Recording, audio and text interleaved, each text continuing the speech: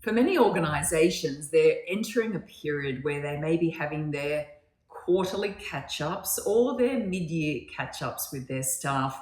However, underperformance issues or even accountability conversations are typically something that don't roll smoothly within organizations.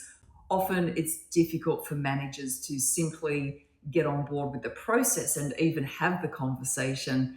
And for many team members, they feel that it's not a high value exercise.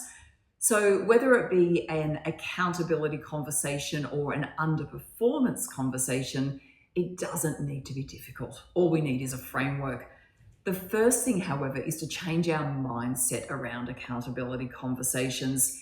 If we don't have a culture that's rich in feedback, the risk is that underperformance becomes tolerated and it actually becomes the norm.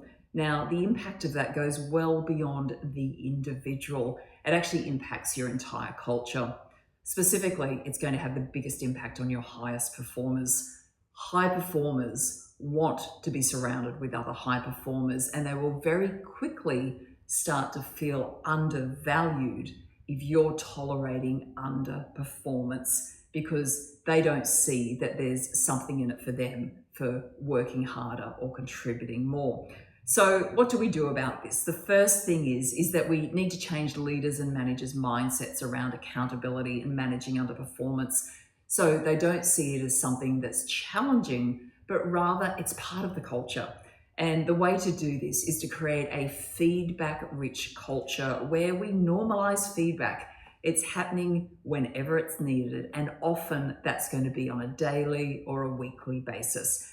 It's those micro moments where we can catch people doing good things and we can have a constructive conversation with them if things aren't quite on track. It's actually those micro adjustments that mean that we are less likely to move into a space of having underperformance issues to deal with. However, in the real world, they are inevitable. So what we need within all of our organizations is a really practical framework that everyone can get on board with, so that we know when we will be having accountability conversations, what the responsibilities of the team member are versus the responsibilities of the manager, and we set it up so it's non-confrontational, it's high value, and the intention of these conversations should always to be supporting the individual and helping them elevate their performance to the next level. This doesn't need to be difficult, and with training and with a framework, we can absolutely lift the confidence of your leaders and managers.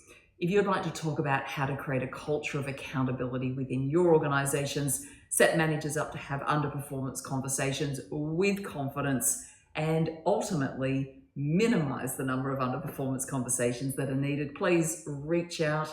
We would love to share some ideas with you.